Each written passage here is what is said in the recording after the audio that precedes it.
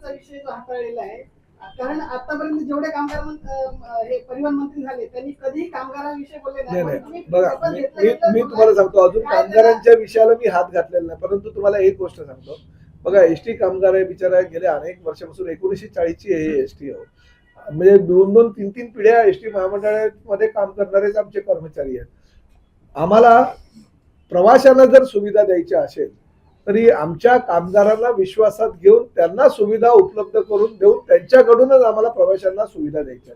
त्यामुळे ज्या गेल्या वर्षी जर तुम्ही बघितलं तर एसटीचा जो संप झाला होता, त्या संपामध्ये आम्ही एसटी कर्मचाऱ्यांच्या जे नातेवाईक आहेत, महिला आहेत आणि त्यांच्या ज्या भावना आहेत किंवा व्यथा आहेत त्या बघितल्यानंतर आम्हालाही असं वाटतं की हे पुरोगामी राज्य आहे, एवढं प्रगतशील राज्य, आणि ह्या राज्यामध्ये आमच्या एसटी कामगारांना जर आम्ही न्याय देऊ शकत नसेल तर ते चुकीचं आहे. त्यामुळे एसटी कामगारांना विश्वास घेऊन त्यांना न्याय देऊन त्यांच्या मागण्यांची पूर्तता करून जो योग्य असेल त्यांची पूर्तता करून आम्ही प्रवाशांना सुविधा देणार. सर्व डेव्हलपर, सर्व कॉन्ट्रॅक्टर, MMRDचे, आमचे, पुन्हा पाईपलाईनचे, त्यांचे RMC प्लांटवाले यांची सर्व एक मीटिंग घेऊन SOP देऊन करेंगे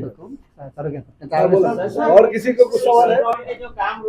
अरे बाबा, परिवहन विभागाच्या ज्या गाड्या आता फ्रिक्वेन्सी आहे ह्या फार कमी आहे, लोकांची मागणी आहे की त्या वाढाव्या, त्यासाठी आपण 100% प्रयत्न करणार. प्रामुख्यानं पूर्ण आमचा एसटी महामंडळाच्या वतीनं आता कुसेकर साहेब सुद्धा थोडंसं तुम्हाला सांगतीलच. याची परिस्थिती अशी आहे की प्रत्येक ठिकाणी गाड्यांची मागणी जास्त आहे. येतानाच आम्हाला शिवेंद्रराजे भोसले जे PWD चे मिनिस्टर आहे त्यांची पण मागणी होती की आम्हाला 9 मीटरच्या गाड्या ह्या सातारासाठी द्या. प्रत्येक शहरामध्ये ही लोकसंख्या वाढते राज्याची आणि त्यानुसार मागणी वाढते. आम्ही लवकरच म्हणजे ह्या 24 आणि 25 या 2 वर्षामध्ये आपण साधारणतः 5000 इलेक्ट्रिक बस आपण घेण्याचं उद्दिष्ट समोर ठेवलेलं आहे. आणि त्याचबरोबर डिझेलच्या ज्या काही आम्ही बसेसची मागणी केली आहे त्या सुद्धा 3,000-2,500च्या आसपास आहे. त्यामुळे ह्या ज्या बसेस आहेत 2,500 त्या येतील आणि 5,000 इलेक्ट्रिकच्या येतील.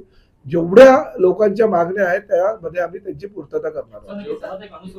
ऑनलाईन जे रजिस्टर केलं जातं ज्या बसेससाठी तिकीट बुक केलं जातं ती सिस्टम कधीतरी बंद असते मीरा भाईंदरमध्ये, आणि दुसऱ्या कसं अधिकारी 3च्या नंतर हा अवेलेबल नसतो.